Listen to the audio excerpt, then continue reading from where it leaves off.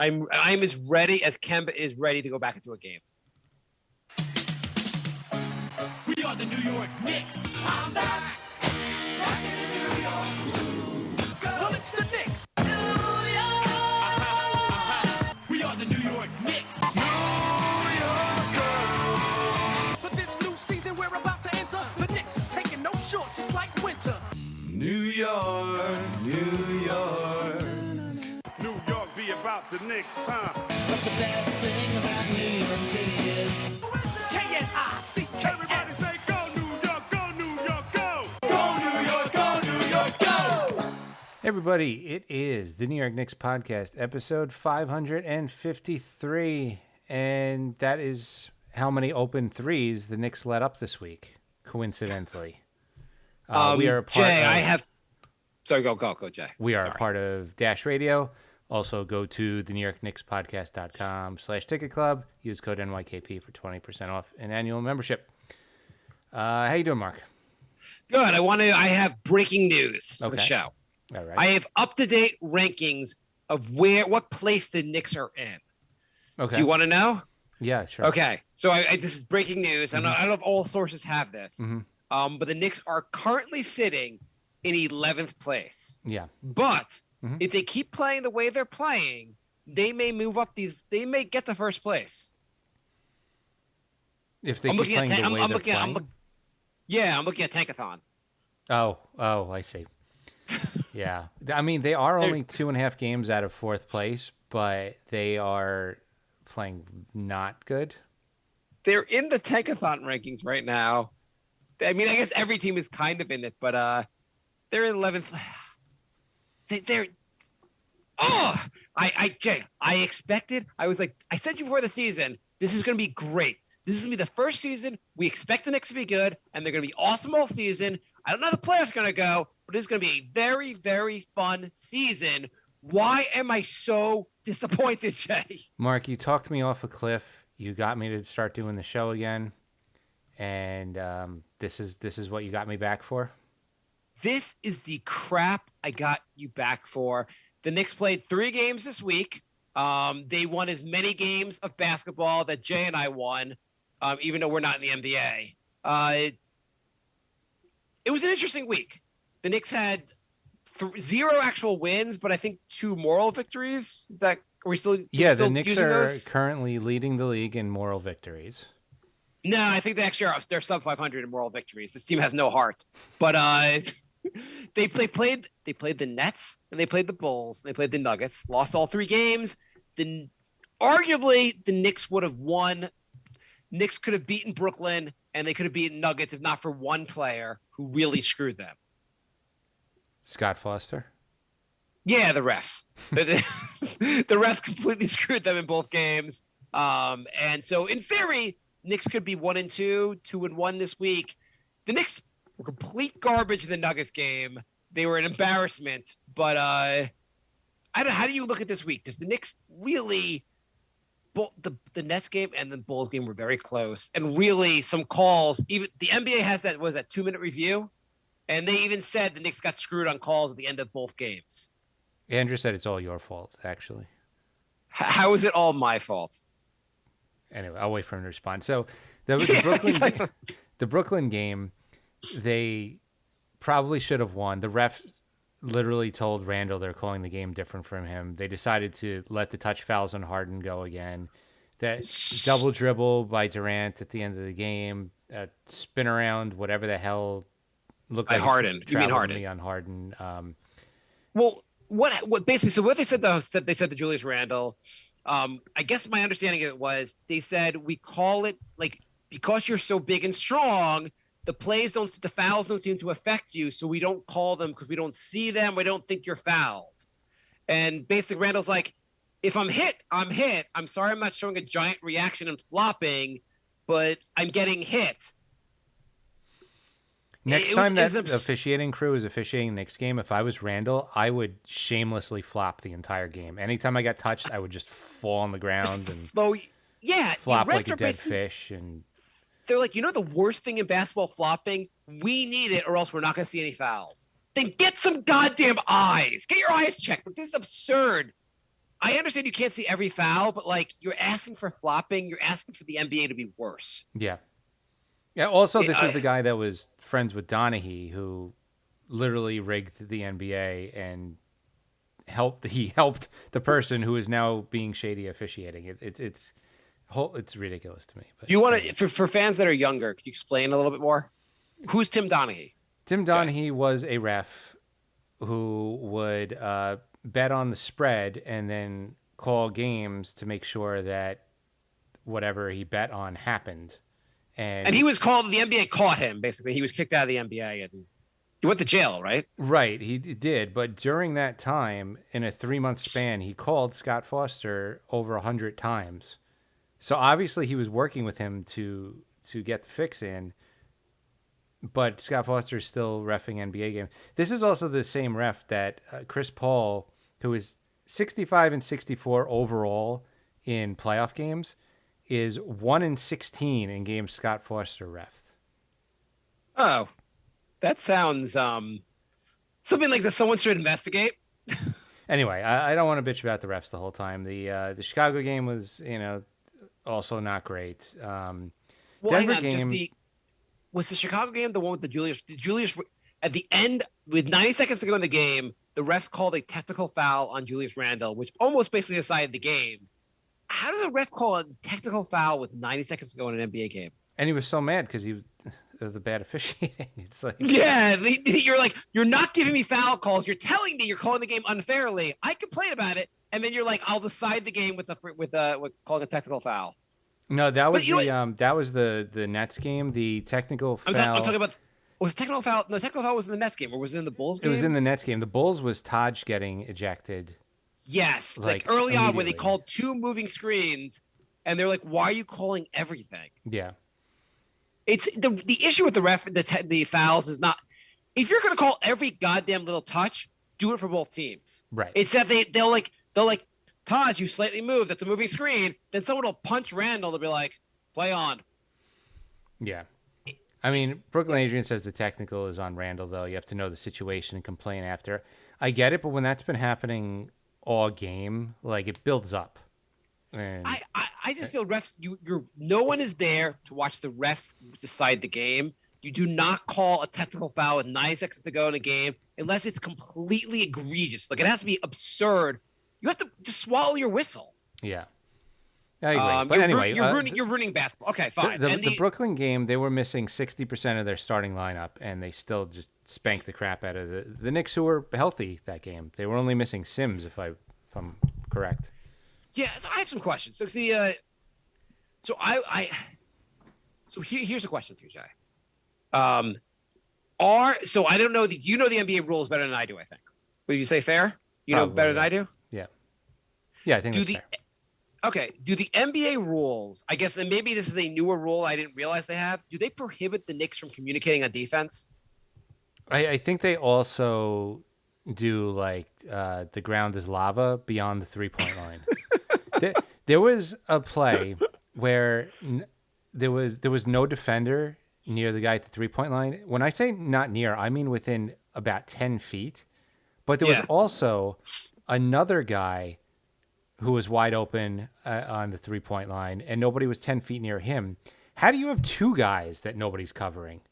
Like, one guy, okay, you missed a rotation. 2 guys that are nobody even on that side of the court. They had 3 guys bunched under the net.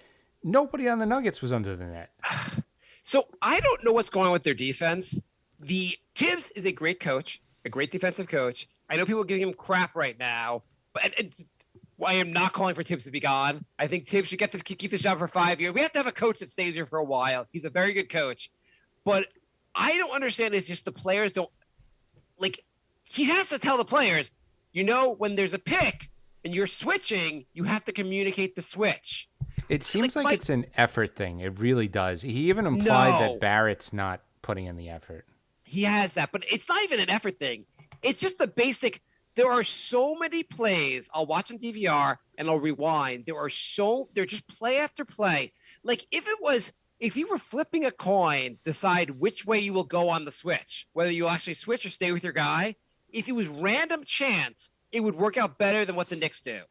Somehow the Knicks always go to the same player.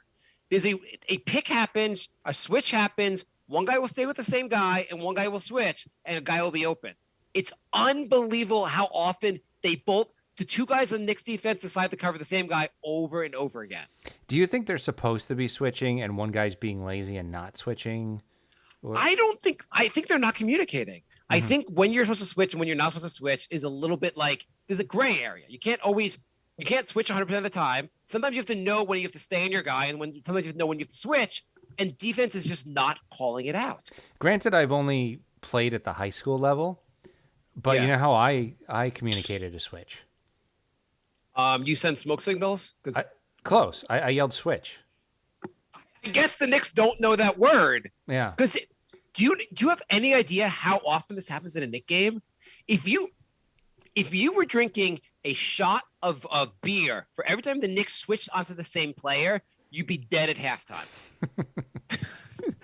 I mean, in all fairness, that was we're the only high school in the nation that uses that code for switching. So it's a secret code. Yeah. So. I just don't understand. I've watched so many plays where they both switch on the same. Like, is that really an effort thing? Just to understand how the defense actually works? I don't know, but I sent you that clip of Randall where he looked like he was just pacing back and forth on defense. That was from the Nuggets game. Yeah. He just kind of stood there. He set a pick, but didn't really set a pick, and then kind of like lollygagged back on off. Like, it was a defense. It was kind of ridiculous. Well, he made like he was going to set a pick, and then he gave up on the pick before he made contact, and then he kind of just slowly walked 5 feet over, but it wasn't a move. It was just like. Can the Knicks learn that setting a pick, you have to just go with the pick? There's so often the Knicks set a pick only to try to set up their own shot. They roll off the pick in mid-pick. Yeah. Sometimes also you don't have to go to the basket. You could roll and go for a mid-range shot. You don't have to always do the exact same. The Knicks are terrible at the pick and roll. They're terrible at pretty much everything at this point. But okay, just going through the defense first. They always switch onto the same player. The Mitchell Robinson in the Chicago game. Mitchell Robinson, trade him now. Just get him out of here. He's not going to be worth any kind of contract at the end of the season. Trade him now. I don't under his strategy seemed to be in the Chicago game. Nick Vucevic cannot hit three, and I'm going to challenge him on it throughout the game by never covering him. Yeah, that was the only time I liked that because he's the one healthy player on my fantasy team. But it was annoying. Yeah, Mr. Robinson's like, JD's a W this week. JD's a W. I'm not going to cover Vucevic. I mean, Vucevic hit 3 after 3. Mitchell Robinson, every time, no matter, he would always just fall back to the basket on the pick. And never, he refused. It was like he would fall off the edge of the earth if he tried to cover Vucevic at the 3-point line. Yeah. It was absurd. You can't have a center that can only play defense under the rim, who has no offensive game whatsoever. He's just not. You can't have this on the Knicks. The Knicks need a center to actually have some offensive game, and need a center that can go out to the 3-point line. That was absurd. He's not Ben Wallace out there, so he can't get away with scoring nothing. Yeah, there was one of the games they posted up. They threw it to him down roll low, and he actually scored. And I was like, "Is this something we can do?" But could he do that? He's big. He's a really big individual. He should be posting up guys. I don't know what the deal is with this. I forget who it was, but somebody brought up the point that Camby bulked up one off season, and it took him a year and a half to get his athleticism back because he was just too slow after that. Yeah. Maybe. So the Knicks, can the Knicks ever also go with the strategy? Yeah, the bulking up thing for Mitchell. He's slow as shit now. He is. It's not like he was too small and getting bullied by everybody before. I don't know why he felt necessary to gain 40 pounds of muscle. He's not. He's good. He's a decent offensive rebounder, but he's not a great defensive rebounder. I don't think he's that great. And he's injured all. So here's some other things that are just annoying the shit out of me. First of all, obviously the packing the paint thing, where the Knicks always pack the paint, and they're like, no one can hit a 3-point shot. It's never been done in the history of the NBA, so they all pack the paint. Have you also noticed that Randall and a couple of guys do this also? They play like linebacker on defense, where they're just kind of wandering around, just not really covering anyone, just waiting. Like they're playing zone when the rest of the team's not playing zone. Yeah, yeah. That's what I mean. I feel like Randall, Robinson, and Barrett have all taken a step back this year. Like a big step back, not just a little step back. And those are supposed to be the top 3 guys on the team. So it's not going to work if that continues. I mean, Barrett has like long jumped backwards. Well, Andrew's got a solution. He said I should send my resume to Tibbs for on-court voice communications coach role. I'll just yell switch. Jay's like, okay, yell switch on defense. Jay, could you slow this down for us? We need this. Can you make this up into like a 10-lesson plan here? The other team just freezes. They have no idea what's happening because they've never heard a code like that before. They're like, switch. And the Nets are like, fuck, he knows the play. He knows the code. I can't fathom. It's the things that bother me the most, the lack of just always switching on to the same guy, the just drifting. If a guy is staying outside the 3-point line and you're covering him, that means you have to be within 15 feet of him. Yeah. Okay. Yeah. Also, do you think the Knicks should be trying harder for offensive rebounds? Yeah, they should try harder on all aspects of the basketball game. It seems like they can see the other team always gets second and third options on offense, and the Knicks just aren't that great. They aren't that great of a defensive rebounding team. And then when they're on offense, they just automatically they shoot. Everyone just runs the other side as if they're going to play stellar defense. That they run back right now, Right. and they concede it every goddamn time. What else is annoying the shit out of me? Can anyone tell Randall his handle is not as good as he thinks that he is? He thinks he has like Steph Curry's handle, and he turns the ball over fucking constantly, dribbling up the court. He got Clyde mad the other day. He was at the 3-point line, and there was 2 guys in the paint, and he just dribbled straight at them and then turned it over. It's like, what are you doing? Like, Does he ever work on his handle in the offseason? it's not like there was a lane. It's not He even also- it's not even his handle. It's the position he puts himself in. Because I think most players dribbling straight into 2 defenders is going to turn the ball over. That's like a decision-making thing. No, I mean, so Randall has been playing better the last couple games. Not to say he's not. He's been getting more points. He's been being more accurate. And the Nets, it's weird. So the Nuggets game, he actually shot a bunch of threes, and I mean, the Knicks sucked anyway. But like in the Bulls game, he had to drive to the paint every time. He refused to shoot a 3. Actually, yeah, he refused to shoot a 3. And I'm like, he's one of the better 3-point shooters on our team. You could take a 3 every once in a while. And it also would help driving the lane if you shot some threes. It's like Tibbs said less threes, and he took that to mean like don't shoot a 3 again. Yeah, exactly. I feel like sometimes he just makes a decision what he's going to do ahead of time and just can't adapt to what's going on the court. Yeah. Yeah, Randall's driving me. Everyone's driving me freaking crazy. Brooklyn Adrian said, "What about RJ? Last episode we were talking about $20 million a year. Seems a little high now, doesn't it?" Oh my god! I mean, like, first off, if RJ was a free agent right now, he might get close to maybe 15 million. He'd get a good contract because he's shown enough at this age that people generally think he's going to get better, but he's not been good lately. I mean, Tibbs saying his dedication isn't there is very disturbing. Yeah, well, Tibbs said that basically last season he shot threes. Like he would shoot after games. He really seemed to put the effort in. Whatever. I'm glad Tibbs called him out. And maybe Tibbs said something to him before this, and RJ wasn't doing anything. So call him out in the media. Like light a fire under him. It's really a good idea to do this before you get your first big contract. By the way, so here's another question for you, Jay. Again, an NBA rule thing.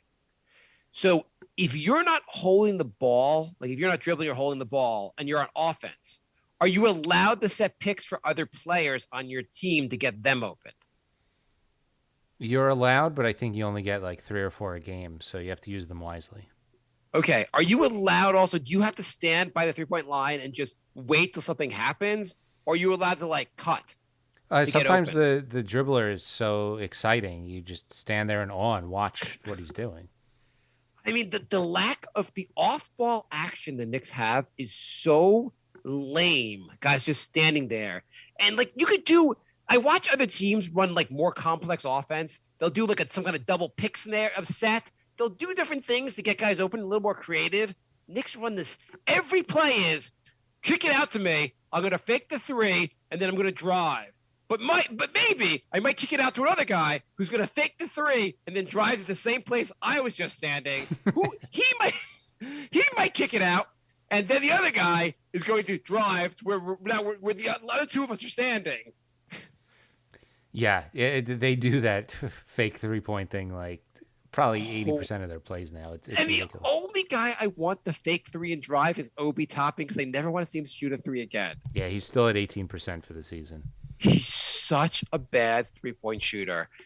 His moonshots are just not ever going in. Maybe they'll go. I don't know. It's just Toppin. You got to drive. Like just everyone else, freaking like find some balance here. I also like that play where RJ got the rebound and Randall started running toward the ball like like a little league game where everyone runs toward the ball and then Barrett just dribbled into his foot and it went out of bounds and it was like. Why'd you have to run towards him? Like he got the rebound, let him dribble it up. Yeah. I also seems like the ball has a center of like it has its own like gravitational force where on defense all 5 Knicks just go to the ball. Brooklyn Adrian said if you had to trade RJ, Obi, or IQ, who would you trade or do like an F marry kill with them? Okay, let's do an F marry kill. We're gonna go into a bunch of trades. We've thought up. F marry kill. I am going to cry as a Knicks fan. I guess I'm going to. Of the 3 of them, I am killing. Like I want to marry, I guess, RJ because I feel like longer term he has the greatest potential. Yeah, I don't know though. This is a really tough one. It's a tough F marry, and we're talking in NBA terms, not other terms. Yeah. I'm going to F. Like big contract, small contract, trade. No, F marry kill, Jay. No, I know. I'm just translating that for people who don't. No, don't translate, Jay. Okay. I guess I'm going with quickly because like he's a big like F because he can be a big night, one night kind of spark plug. What was your version of this, Jay? Short contract, long contract, and trade. Yeah. Guess I'm trading RJ then because that's different because I'm trading RJ because he has the most value, I guess. Or I don't freaking know. I kind of want to F marry and trade Randall. I don't know. What's your I don't know. Jay? I guess I would marry IQ, FOB, trade RJ. Okay, let's move on to our trades. Okay. So we came up with I said to Jay, we need 5. By the way, but just on a side note, Kemba spoke up. Did you hear that? No, I didn't. He basically he just said he was blindsided by being benched. Great communication, guys. Yeah, pretty much. He said, it was tough, obviously, because I was a competitor. I love to play basketball. I love to be on the court. This is the first time this has happened to me in my career, pretty much on any level. But at the end of the day, I have respect for Coach Tibbs and the decision he made. It might have been an easy one, but it was a choice he made. I have no choice but to live with it. It's a fair way to approach it. Yeah. All right, we got to keep the show moving. Okay, so I wanted to say one thing before we do our trade scenarios, because I know you're going to have this trade, and I don't want this player. Okay. I've thought a lot about it. Yep. I know a lot of Knicks fans are clamoring for this to happen, yep. And they're going to give up multiple first-round picks. I think I'm out on Dame Lillard. Okay. Is he in your trade scenario? No, he's not. So do you want the Knicks? And don't tell me what. It depends on the package because the Knicks are getting Dame. They're trading multiple first-round picks, probably up and some pretty good assets. It's going to be a big blockbuster trade, and it's not because they're cleaning. It's not because they're pulling a Melo to get him, trading everyone. I just think I don't think his best years are ahead of him, to say the least. He's having a terrible season right now, and he's still still Dame Lillard. He's still an awesome player, but he's at career lows in all his stats. He's a small guard. We have a small guard who fell off a cliff pretty fast with Kemba. Do you really want to go all? Do you really think getting even if you just traded draft picks? Let's say you had to trade 4 first. We get to keep the whole team. Would you do it? No. Why not, Jay? He's over 30. He's got a lot of miles on him. If that doesn't work out and you trade all your draft picks, it's not like the Knicks have a bunch of young guys that I think are going to explode. That's it for the franchise for like 10 years again. So I don't like it. I think it's too much of a risk for. If you added Dame to this team right now, we'd be better, but we're not winning a title. How do you feel about the fact that the Bulls went all in and they look like they actually are going to compete this year? Well, they made smart moves and they got players that kind of fit. Knicks 2020, not 2021, say Kemba should have read the stats and defensive metrics, which I definitely agree with. That might have been a little eye-opening. He also said no to Lillard and hell no to Fox. So let's go to our let's do it. 5 Your trades. first trade, Jay. Go. My first trade And is... wait, the only rule is every trade has to improve the team now. So here was my problem. The Knicks' biggest need is a point guard. There's not a lot of point guards that have expiring contracts in the next year or two. The ones that do are old, and the ones that are good that you would want have no reason to. The teams have no reason to trade him, which is why I didn't put like Donovan Mitchell. Why would the Jazz trade him? Like things like that. Right. So it doesn't make sense. So like none of that is in my list. So I tried to work with trades that are in the realm of possibility, and it made it a lot harder. You can make an argument the other team might do this. Right. Okay. So first trade is Fournier, Mitch Robinson, and Grimes for Buddy Hield. I figured you would trade for Buddy Hield. I like Buddy Hield. He's hit more threes than Curry in the last 4 or 5 years. Really? Yeah, he's like number 1 in the NBA. What's his shooting percentage? It's not great, and he's having a really bad season right now. But they also have I think that's why I didn't want to trade for him. They also have like 4 other guards that they want to play. I mean, they have Fox, Halliburton, Mitchell. I mean, he's shooting 38% from the field. So like he's shooting 38% from the field and 36% from 3. He shoots 10 threes a game. He shoots 3 shots that are not a 3 a game. He just launches threes. I don't watch enough of the Kings, but like he sounds a bit one-dimensional there. Yeah, but the Knicks need like a consistent 3-point shooter, and aside from this stretch this season, like he's been really solid from 3. Yeah, he's a good 3. I have a question though, and I don't know enough about how is his defense. I think it's average. I mean, it's an upgrade over Fournier, and that's what you're doing here. You're getting. Is it that big of an upgrade over Fournier? Because Fournier can hit threes also if we keep letting him launch. I think it's an upgrade over Fournier. Okay, so you're getting Fournier, Mitch, and Grimes for him, right? Yeah. Grimes is one of our few players that can play defense. Yeah, he plays an average of 2 minutes a game. I think we could swallow that. Okay, he's also getting $24 million, so you're actually giving more cap space to this guy. He actually gets 20, so he gets 22 this year, 20 next year, and 18. His contract's pretty similar to Fournier's. Yeah, Fournier has 1 less year. Yeah, maybe. Like I said, none of these are going to be like, oh, the Knicks are now champions. There is no, they messed up the draft, and now this is what it is. So we're doing what we can here. Okay, I'm trading for Ben Simmons. I am trading Randall, Mitch, and Kemba. Kemba is there just for the to make the money work. Mm-hmm. But Randall, Mitch, and I guess Kemba might be useful to them. Those 3, like first of all, Philly has to trade Ben Simmons. Yeah, they do. Philly isn't a must-win. They only have so many healthy years of Embiid left. They are in. If the trade deadline comes and passes, they have not traded Ben Simmons. They're insane. Yeah, no, I agree. I'm just trying to think like, how does it make the Knicks better? The Knicks, first of all, Randall is gone. Not that he makes it better, but Randall's gone. It frees up Obi to play more, and I think Obi might play better in a more open offense. You saw Ben Simmons, great point guard. He may not be a great shooter from the outside, but he's a really good passer. His defense is stellar. Like he would. I would build a team around Ben Simmons. You don't like you would not build a team around Ben Simmons? I don't know if He's better than anyone on the Knicks. And by the way, Derrick Rose a couple years ago was a major head case. Now he's fine. There's a chance Ben Simmons go to another place and be totally fine. Yeah, I'm just wondering how the scoring is going to be.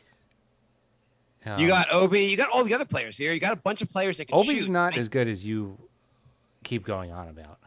I think Obi can put up 20 points a game if he played full time. No. Why would I think that? I think that. I'm not saying you think that. You're insane. Why is in a more open offense, he's going to get the ball a lot more. He has a lot of moves around the rim. He can score 20 points a game. My concern, Knicks 2020 agrees with that. He is not happy with a championship contender with an MVP candidate teammate. What makes you think he's going to be happy when now his best teammates are Fournier and Obi Toppin? I hate when the NBA does this. Guys, there's so many guys who are making so much money that refuse to play for their teams. Goran Dragic was traded to the Raptors. He refuses to play for them. He's getting $19 million. And he's like, I want to go to Dallas. Can you guys make that happen? You're getting $19 million. Go play for the goddamn Raptors. Oh, he refused to play? I thought he just got benched. I don't know. Maybe they agreed he's not playing. I don't know. Either way, he should be. I think they wanted to come off the bench, and it's like he should be fucking mopping the goddamn floor for $19 million a year. Like, just do whatever they tell you. Yeah. Not that he actually should mop him. I'm just saying, like, it's absurd how many guys are like, hey, guys, I shouldn't really have to play for you for $19 million. It's unfair. And the team's like, fine, it's unfair. You don't have to actually play for $19 million. We're not going to make you. All right. But anyway, you're right. So Simmons is in a great situation now, but I think the fact that they tried to trade him screwed with his head. He doesn't, for whatever reason, like playing with Embiid. He gets crap from the fans. I'm sure in New York he'll never get crap from the fans. Yeah, no, it's a great environment. If you're a head case, it's a great environment to be. We're running out of time, so okay, fine. Okay, number two, go, keep going.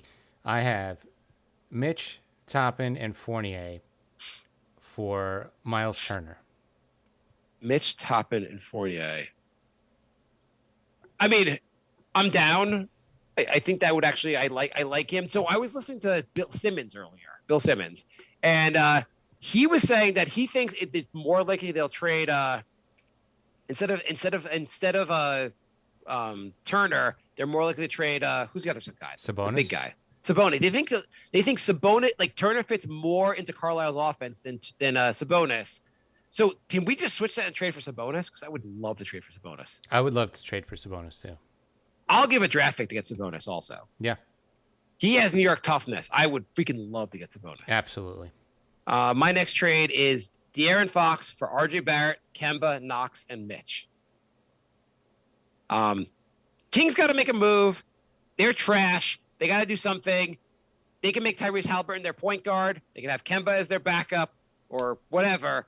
Them getting R.J. Barrett would be a big upgrade for. It seems like De'Aaron Fox is not working out there. I would take a bet on De'Aaron Fox with New York. I had Barrett, Fournier, and a first for Fox. So similar. Fine. Yeah. Because not that he's a perfect player, but he'd be the best point guard the Knicks have had in a long time. The Knicks need a point guard. They need.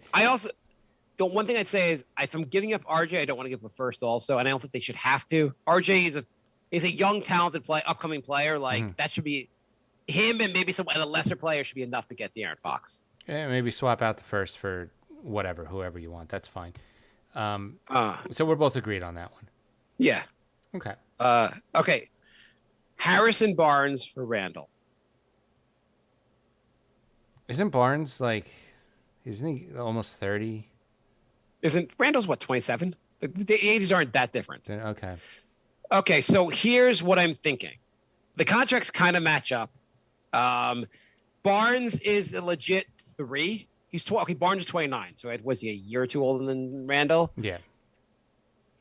Again, I am trying to open up a playing time for Obi, and I'm wondering there's no one to trade on this team either. So, I'm thinking if you had a legit 3, the defense would look better. Obi playing more at the 4 might be helpful. I don't know. I'm wondering if you can really build around Randall. What, do you hate this? I don't hate it, but I didn't love this trade, Yeah. but like Barnes can score. He could shoot. I just feel like it's a He's- lateral move. Like it doesn't improve any position. I think it improved. Well, first of all, they don't have a competent 3 right now. So you're giving up on Barrett then? No, Barrett can be really good. Barrett's more of a 2 than a 3, really. So you're giving up on Fournier? I don't know, Jay. Fournier can be on the bench. I'm not trying to. You could have RJ at the 2. You could have Barnes at the 3. You have Obi at the 4. A lot of my moves happen to have Obi getting more playing time. Andrew also And wants I to don't- know if you're just trading for Kings players. It does seem like our entire trade thing is just like, okay, Jay, are you going to trade for Marvin Bagley next? My next 2 are just wild Hail Marys, hoping it works out. All right? Okay. So Robinson and either Barrett or Burks for James Weissman. I mean, by the way, Barrett or Burks, I feel like those are much different much different values there. But if it's Burks, Well, when I and wrote Mitch, this, it was last week, and Burks was coming off the bench, not our starting point guard. So. if it was Burks and I'd rather hold on to Barrett than Burks. If it was Burks and Mitch for Weissman, I first of all, I don't know if it makes this better right now, but I think I would do that trade. It's a risk, but I think the Knicks have to get into risky territory now. If it works out, then Weissman's ceiling is higher than Robinson's. I think you'd agree with that. Yeah, of course. So if you're Golden State, they're awesome this year. I mean, Golden State versus Phoenix might be like a conference finals preview. If you're Golden State, you're going for the title this year. Weissman, he's injured now, right? What's his deal? He apparently is coming back sometime soon, but there's no timeline set yet. Maybe a month. There's a good chance Weissman is not going to be that helpful to Golden State to win the title this year. So if you got Burks would be a solid guy off the bench there, and if you got Mitchell Robinson, he'd be a solid backup center. I like the trade for both teams. Okay, we're gonna hope that San Antonio is just like fucking wasted and just not paying that much attention to this trade offer. Okay. But DeJounte Murray and Devin Vassell for RJ, Knox, and Kemba. Now that I'm looking at it, and this is insane. They're going to hang up really quick on that one. Yes. There's no way. What can I give to get DeJounte Murray? How about I don't RJ, Knox, and this year's first round pick? I feel like he's as close as you can get to untouchable in San Antonio. They don't have much, and he's one guy that. By the way, the 2 bets I was going to make this season, the over unders. I bet the Knicks over for 42. I had 41 and a half wins. I thought 42 wins would be a lock, and I might lose that bet. But then my other bet was I had to bet the over. Spurs they were 24 wins, and I was like, and I didn't make that bet. There's no way the Spurs are not going over on their victories. I told you never bet against the Spurs. They beat the Phoenix Sun. They beat the Golden State Warriors the other night, right? Yeah. Yep. Where's the Phoenix? Yeah, Golden State Warriors. Okay. What's your next trade? So this is my last one. This is my other wild Hail Mary. Okay. Walker and McBride for Harris and Fultz. And now you're just hoping Fultz was looking really good before he got that bad injury. I don't know how there's no way Orlando's doing that trade. Obviously I know they paid him a lot of money, but I think they're going to see what Fultz is like when he's coming back, by the way, like All-Star break or something like that. I think they're going to want to, he looked pretty decent.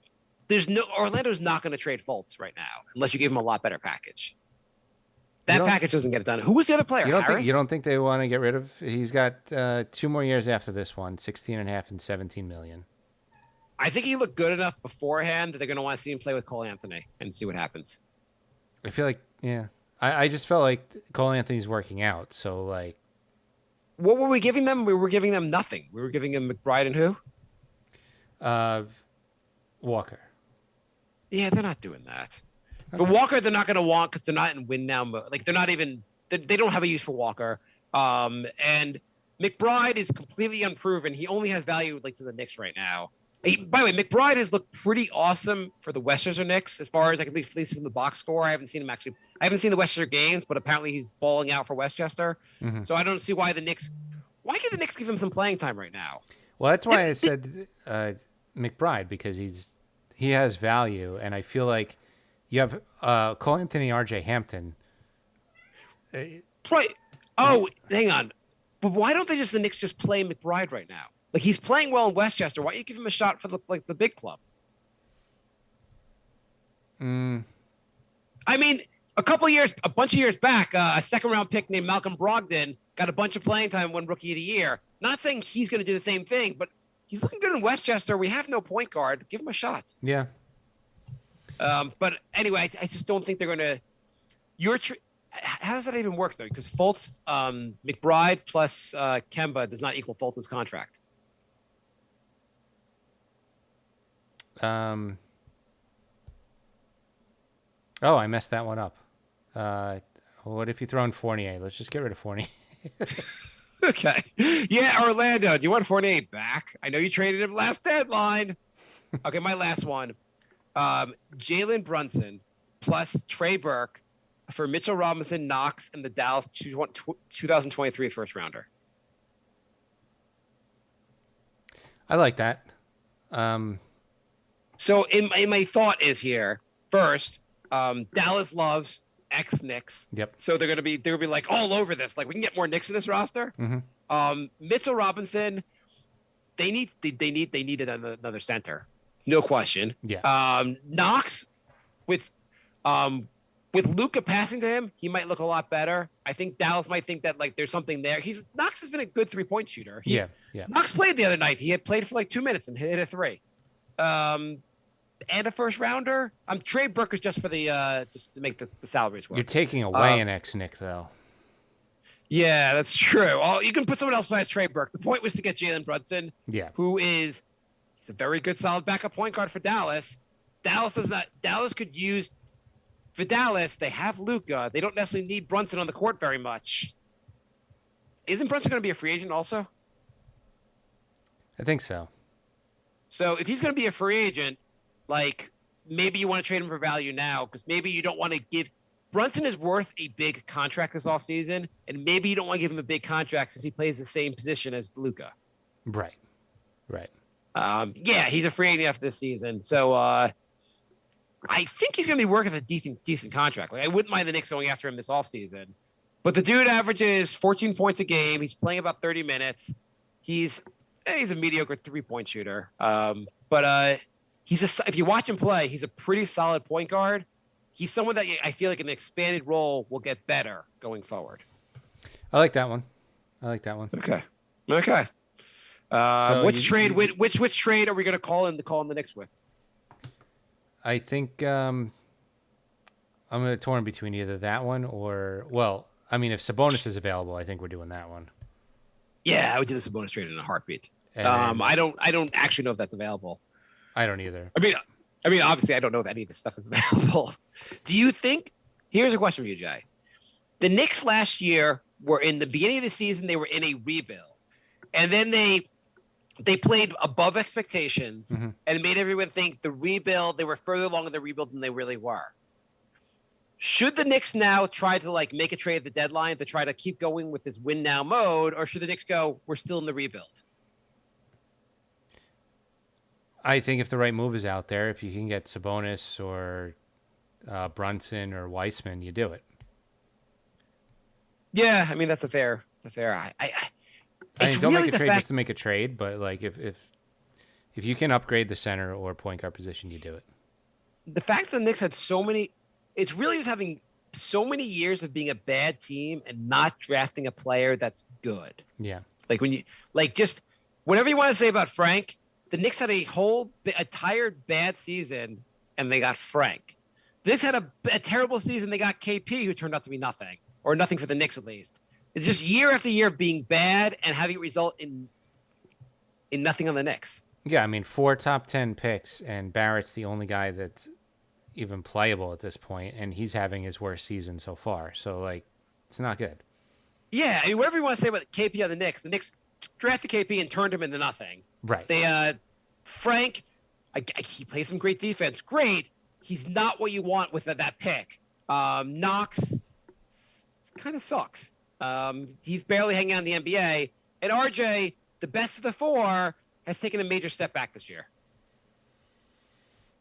All right. Like, so should the Knicks go back to tanking? Not yet.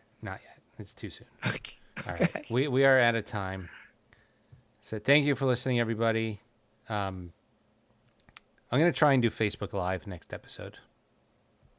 Oh, instead of YouTube or what? Or... Twitch, but I'll try both. Maybe I'll wait. try... How is it different? It's like Twitch, but through Facebook. So like, we'll have a chat in not Facebook, YouTube. Oh, okay. Yeah, YouTube Live. Sorry. Okay. Yeah. So, are you going to tell anyone about it? I'll post links. So follow us, NY Knicks Podcast, on Twitter and Facebook, and I will post links there.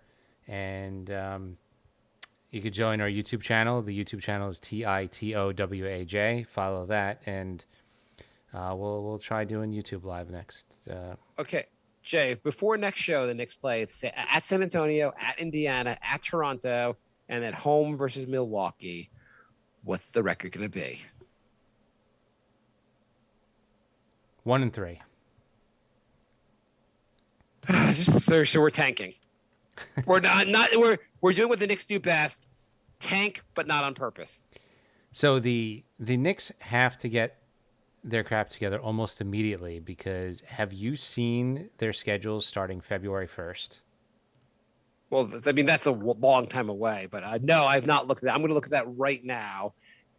They got Memphis, the Lakers, Utah, Denver, Golden State, Portland, OKC, Brooklyn, Miami, Philly. The rough month. And then in March, it continues. Philly, Phoenix, LA, Dallas, Memphis, Brooklyn. It's brutal. It's brutal. You know what the issue is? That you're naming all NBA teams. Do they have anything where they're not playing NBA teams? Because that would be a good schedule for the Knicks. Yeah, that would.